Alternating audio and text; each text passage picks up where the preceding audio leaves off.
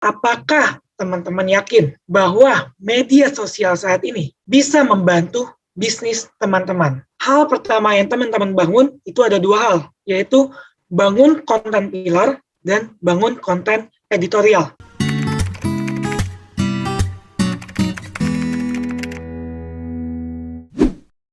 Halo teman-teman, selamat datang kembali di kelas Film Marketing 101.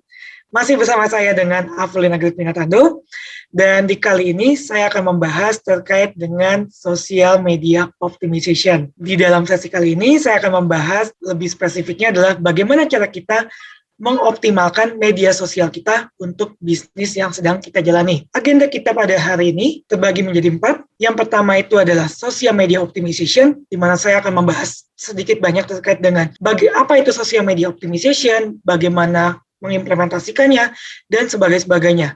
Kemudian di bagian kedua, saya akan membahas praktik terbaik terkait dengan social media optimization, dilanjutkan dengan apakah ini mitos atau fakta yang biasanya terjadi ketika kita menjalankan social media optimization.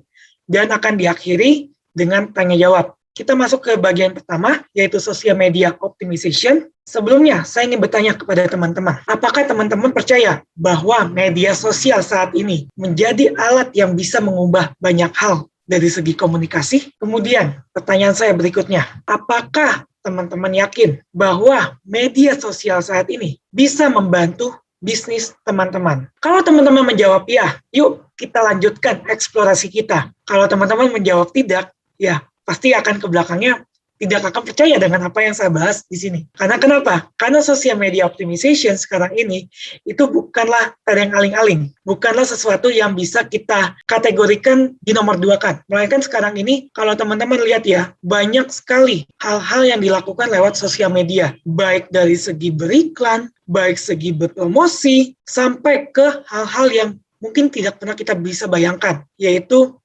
mendapatkan donasi, mendapatkan suara ketika pemilu, dan banyak lainnya. Dan itu semua sekarang dilakukan lewat sosial media atau media sosial di sini, ya. Dan itu pasti ada triknya di sini. Dan kali ini saya akan masuk ke dalam apa itu social media optimization. Pada dasarnya, social media optimisasi atau social media optimization di sini adalah metode pengelolaan media sosial untuk mengembangkan dan menjaga keberlangsungan sebuah brand melalui komunikasi digital. Jadi, komunikasi yang ada di sini bisa berbeda dengan yang ada di TV, bisa berbeda dengan ada yang di radio, dan lain-lainnya. Tapi di digital biasanya orang akan lebih intens, karena dia bukan hanya berkomunikasi satu arah, tapi bisa berkomunikasi dua arah. Dan pastinya pesan komunikasi, atau kalau bahasa lebih teknisnya, communication message yang diberikan oleh kita sebagai brand itu harus memberikan impact atau dampak yang lebih dalam lagi. Dan pastinya di sini dengan social media optimization kita akan merasa bahwa brand kita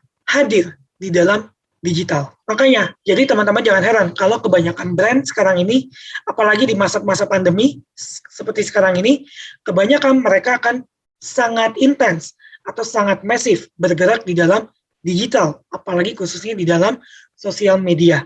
Karena kenapa? Karena ada 3 hal yang bisa mereka capture atau mereka dapatkan. Yang pertama, itu adalah bagaimana sebuah brand bisa meningkatkan kesadaran terhadap brandnya itu di dalam sosial media di sini.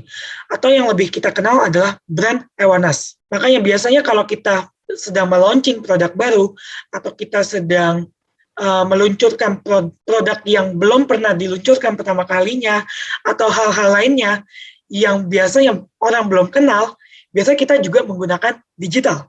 Selain menggunakan TV, atau menggunakan radio, koran, dan sebagainya. Tapi kebanyakan sekarang ini justru mereka akan bertumpu ke dalam media sosial. Karena bisa meningkatkan brand awareness atau kesadaran terhadap sebuah brand. Kemudian yang kedua, yaitu ini cukup umum juga, yaitu terkait dengan komunikasi dua arah, yaitu berhubungan dengan konsumen. Biasanya kebanyakan sosial media saat ini bukan hanya digunakan untuk beriklan atau untuk membuat konten, untuk berpromosi, tapi ada juga yang bisa membangun citranya sampai berhubungan dua arah dengan konsumennya. Ini saya ambil contoh, salah satunya adalah Garuda Indonesia, perusahaan kebanggaan kita ya, pastinya di sini, di mana sekarang ini meskipun mereka sedang menghadapi situasi yang cukup sulit, tapi dukungan-dukungan yang didapatkan oleh Garuda Indonesia itu cukup intens. Dan itu Garuda selalu menyambut baik di sini, kalau saya lihat ya. Jadi ketika mereka sedang dihadapi dengan isu-isu yang tidak enak, misalnya lagi ada yang meng-capture di dalam berita, ada aja yang akan memposting itu di media sosial. Dan biasanya dari Garuda pun juga akan menjawab di sini. Menjawabnya bukan hanya dari segi yang sifatnya dalam konteks yang negatif, tapi justru dalam konteks yang positif. Karena tim Garuda Indonesia itu bisa berhubungan dengan konsumennya. Dan itu juga yang dialami oleh Garuda. Dan mereka sudah melihat, wah ini situasinya mulai tidak enak. Dari mana? Yaitu bagaimana media sosial ini bisa digunakan oleh mereka untuk menangkap sinyal yang menjadi ancaman di dalam pemberitaan. Pemberitaan ini bukan hanya di dalam media sosial, tapi juga di dalam segi pemberitaan yang ada di digital, bahkan sampai pemberitaan yang ada di TV. Sebagai contoh, misalnya beberapa tahun yang lalu terjadi kecelakaan pesawat. Garuda langsung dengan sigapnya mereka melihat hal-hal yang ada di dalam digital di sini. Wah, ternyata orang cukup heavy, cukup padat untuk membicarakan Garuda Indonesia, sehingga menjadi trending topik di dalam Twitter di situ. Dan Garuda pun bisa menyikapinya di sini. Jadi jangan dipikir bahwa wah media sosial itu hanya untuk beriklan, hanya untuk memboost eksistensi kita. Enggak, sebenarnya masih banyak lainnya. Tapi pada umumnya ada 3 hal, yaitu meningkatkan kesadaran brand, juga berhubungan dengan konsumen, ketika konsumen ingin berkonsultasi. Sekarang ini banyak ya, kalau teman-teman yang ingin membeli handphone atau membeli gadget di sini, gawai, wah itu pasti banyak banget tuh.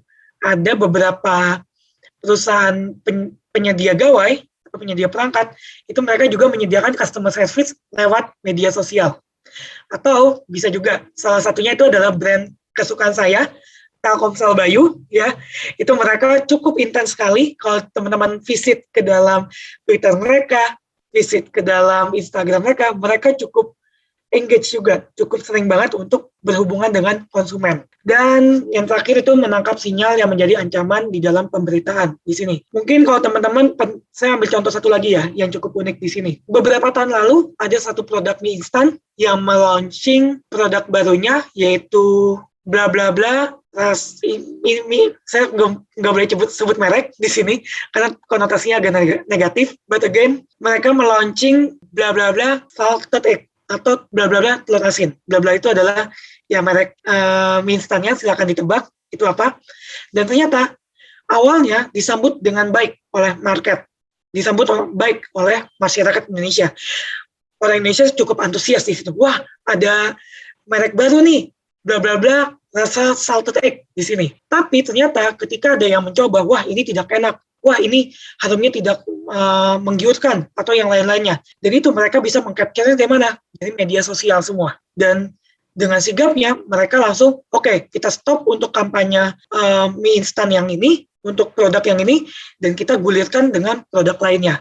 Sehingga mereka bisa menjaga eksistensi mereka di dalam digital, ataupun menjaga eksistensi mereka di dalam penjualan mereka. Jadi sedemikian rupa ya, media sosial bisa mengganggu ataupun bisa menjaga keberlangsungan bisnis kita di sini. Oke, kita masuk ke dalam praktik terbaik. Mungkin saya akan lebih banyak di dalam hal-hal teknisnya, bahwa teman-teman harus percaya di sini. Media sosial sekarang ini bukan sekadar posting. Kualitas itu menjadi hal yang penting. Jadi kalau teman-teman banyak-banyakan posting, kok engagement saya nggak naik, kok yang like segitu-segitu aja, kok yang like lu lagi. Ya, karena sekarang ini adalah kualitas menjadi hal yang penting.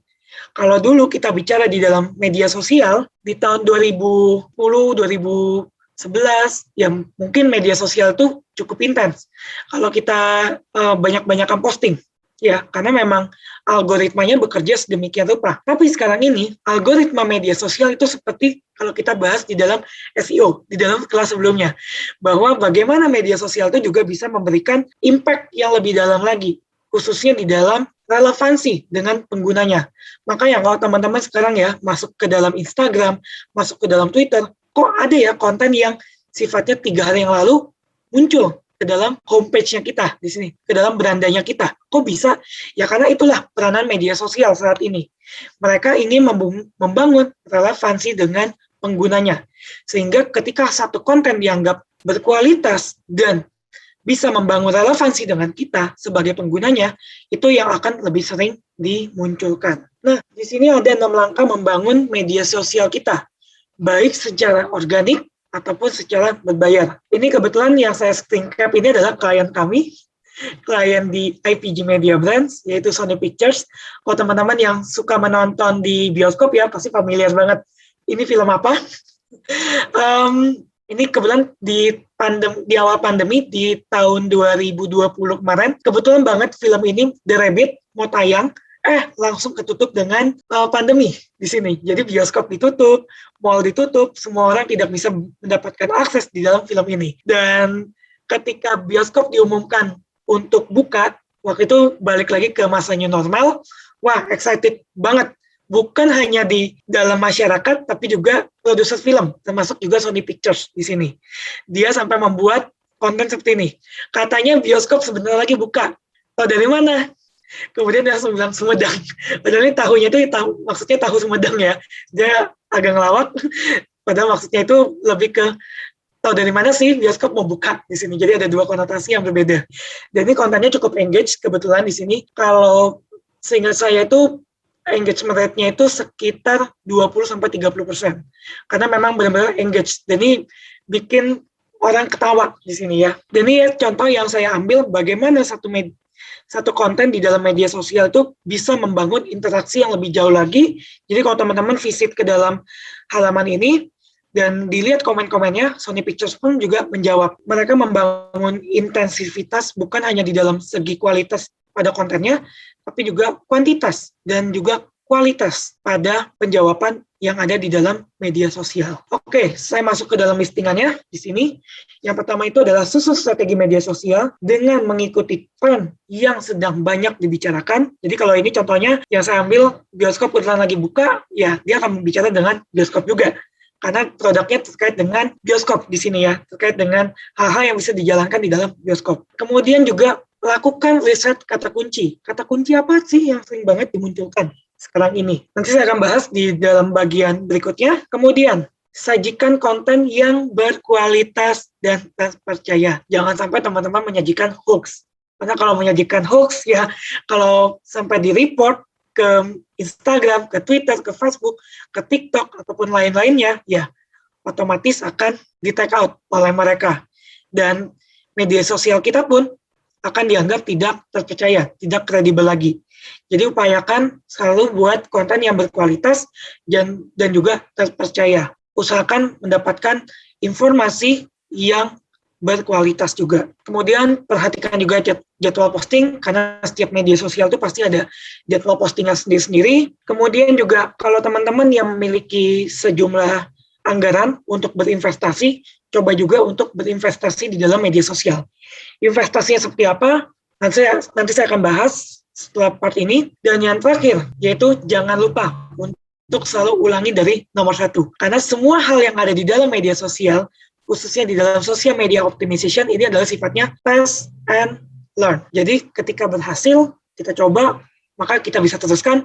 Tapi ketika gagal, maka harus kita ulangi lagi, susun lagi sosial medianya, strateginya seperti apa, dan sebagainya. Oke, kita masuk ke dalam susun strategi. Karena memang perubahan sekarang ini sering banget terjadi, maka teman-teman upayakan hal pertama yang teman-teman bangun itu ada 2 hal, yaitu bangun konten pilar dan bangun konten editorial. Apa itu konten pilar? Konten pilar itu basisnya adalah konten apa yang ingin kita posting di dalam media sosial kita di sini. Biasanya ada yang sifatnya greetings atau ucapan, misalnya ketika lagi Lebaran atau ketika lagi Natalan, ketika lagi Idul Adha, itu ada konten tersendiri.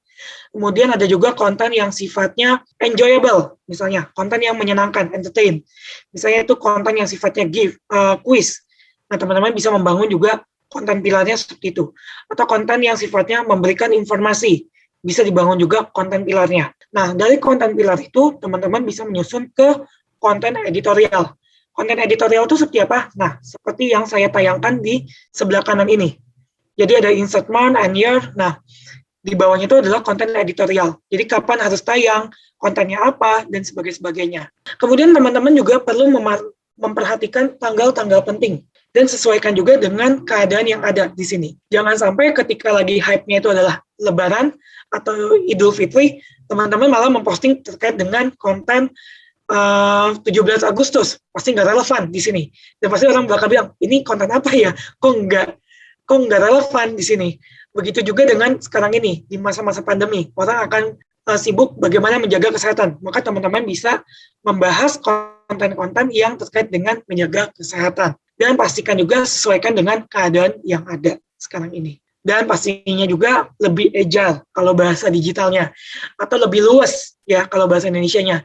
Dimana kalau kita ada konten tertentu, misalnya kayak kemarin ya, kebetulan Gracia Poli dan Apriana menang di dalam Olimpiade bulu tangkis, mereka mendapatkan emas, wah itu excited, itu luar biasa ramainya dibicarakan di dalam media sosial. Kenapa enggak kita memposting juga ucapan selamat untuk mereka? Jadi kita bisa membangun konten yang sifatnya lebih luas. Jangan harus menunggu masa-masa, wah ini hanya Natal, atau hanya Lebaran, atau hanya Tahun Baru kita bisa posting. Enggak juga. Tapi kita bisa menyesuaikan dengan keadaan yang terjadi saat ini.